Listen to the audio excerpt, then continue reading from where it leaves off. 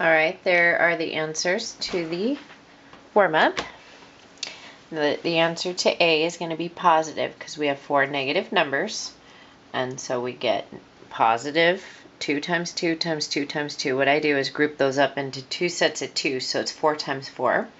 So I get positive 16. This one I showed step 1 above. 5 times 6 is 30, and negative 5 plus negative 6 is negative 11. So 30 times 10 to the negative 11, but we need that to be 3.0. And so that's times 10 to the 1. Positive 1 plus negative 11 is negative 10. Okay, 11 plus 1 basically is negative 10. This one might have been tricky. It is for me. I don't think well with decimals. So I did think, okay, 0.2 times 2 is 0.4. So what times 2 equals 0.12? And it's actually 0.06 because we need 2 digits behind the decimal. So I double check, is 2 times 0.06 0.12? Yes, it is. Okay. Converting negative 25 degrees Celsius to Fahrenheit. Take negative 25, divide by 5. You get 5 times 9 is 45, and it's negative 45, so I wrote it there for you to see. Add 32, so a negative 45, a positive 32, we get negative 13. Okay, a 3/4 times 80. 80 divided by 4 is 20, so 20 times 30 is 60. Okay, 25% less than 80. Well, a fourth of 80 is 20, so $20 less than 80 is 60. Okay, this is a fun, kind of a quick lesson, so that should make you happy. We are literally translating English into math sentence, okay? And for the purposes of this, you're going to see these phrases like twice a number, 5 more than a number, 3 less than a number.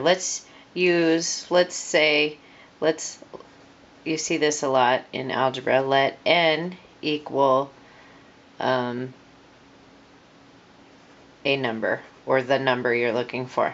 Okay, so what I just did was define my variable. In all these, I'm going to use the letter n for the number or a number. Okay, so we're going to take a phrase like this, twice a number, and using this n for our variable, we're going to write the statement over here. So for instance, twice a number would be twice a number, like we're going to say n equals number, so twice a number would be 2 times n. That's twice the number, double the number. Okay, 5 more than a number would be either n plus 5, so a number plus 5, or you could say 5 plus n. Okay, this is more appropriate because they say 5 more than a number, so you start with a number, add 5, but we know by the commutative property that both of those are equivalent statements anyway, so they're both correct. 3 less than a number. 3 less than, now a lot of people want to do 3 minus n, and it's not. That would be different. So 3 less than a number would be n minus 3. Like if you did 3 less than 5, you would have to do 5 minus 3, right? So order matters. This is probably one of the harder ones to translate because people want to start with the number 3. Okay, half of a number. There's 2 ways you could say that. You could say 1/2 of n. It'd just be 1/2 times n, or you could say n over 2. Okay, those are both correct and equivalent.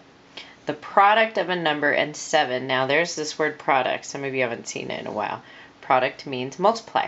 So the product of a number, the multiplication of a number and 7 would be 7 times n, but you know how we like to now put the coefficient in front of the variable? So that's really how that would look. Product of a number and 7, we'd put 7 with the n in front. Okay, the 7 in front. That means 7 times n. That means product of 7 in a number. Now we're going to get a little more complex. We got a couple things going on. 17 is 5 more than twice a number. Whoa. Let's literally or word for word translate that. 17 means equals. Oh, so this one is actual equation. 5 more than twice the number. So what we're going to do is maybe do twice the number, add 5. So twice the number plus 5. Okay.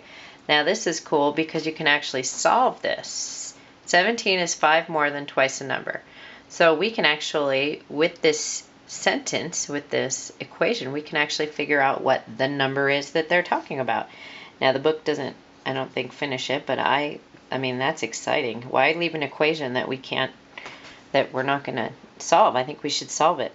So remember how we subtract 5 from both sides. So we get 12 equals 2n. And then I just ran out of space. Divide both sides by 2. And so it looks like 6 equals n. So your number is 6. And let's try it.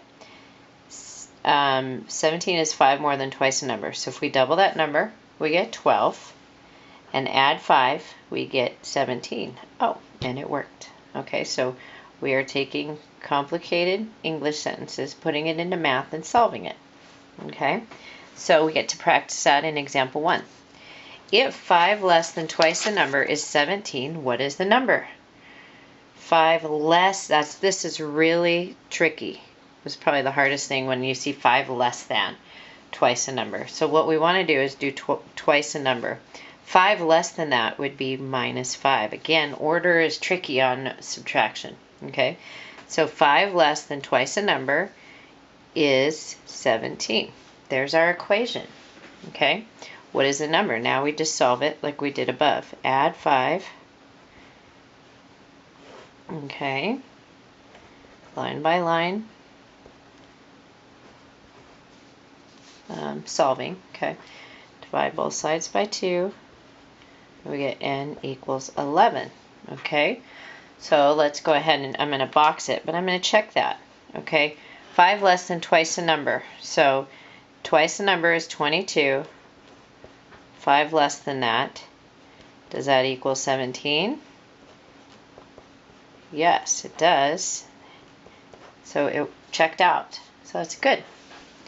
All right.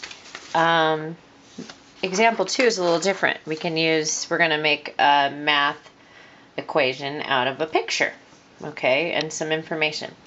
They say here the angles marked x and 2x are supplementary. What is the measure of the larger angle? So they're saying these two angles are supplementary. Do you remember what supplementary means? All right, just a reminder, supplementary means they add up to 180 degrees. So if these two add up to 180 degrees, what is the measure of our larger angle? So let's 2x and x together, 2x plus an x together add up to 180. There's our equation. We add like terms. Remember, this is a 1. So 2x plus 1x is 3x equals 180. And it looks like we can divide both sides by 3 to get that x alone. We get x equals 60. Okay, however, so we just found out this angle in here is 60 degrees, right? X is 60. So what is the measure of the larger angle? Oh, the larger angle is 2x. So that's 2 times 60, which is 120 degrees, is the measure of the larger angle. Okay? All right, the rest is practice. So I think you should dive right in, see if you can make these math sentences and equations, and that's it for today. Have a good time. And for those of you sticking around to see if I make a mistake, I will do my best to honor that, and I probably will. Okay? So go ahead and pause and do the work yourself and come back. All right, so the first one, they had us jump in the deep end. 6 more than the product of a number and 3. Whoa, the product of a number and 3 would be 3n. Okay, 6 more than 3n. So I'm going to make it, it's going to look like that. Okay, then we're going to solve this. line by line.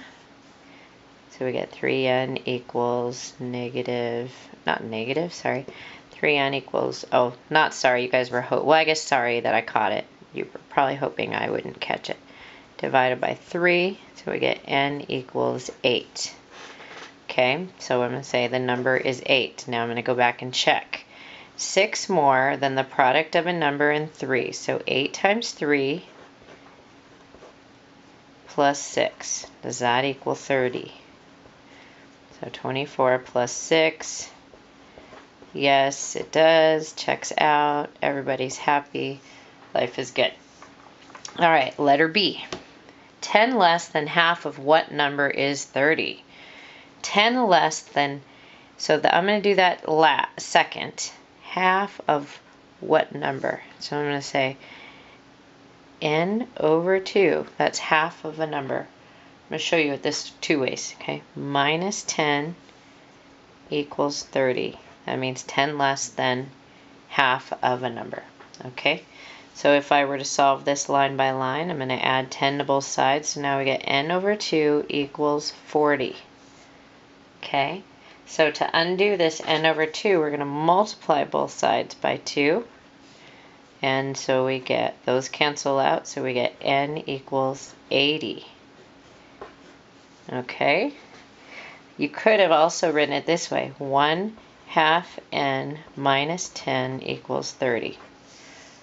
Okay, so we could have solved it very similarly, but a little different. 1/2 n equals 40, and that's where you can use the reciprocal.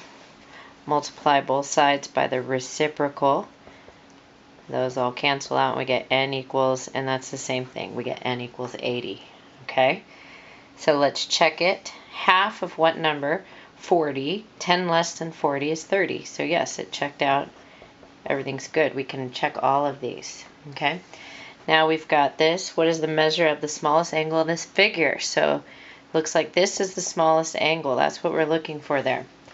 Now, we do know something by this right angle.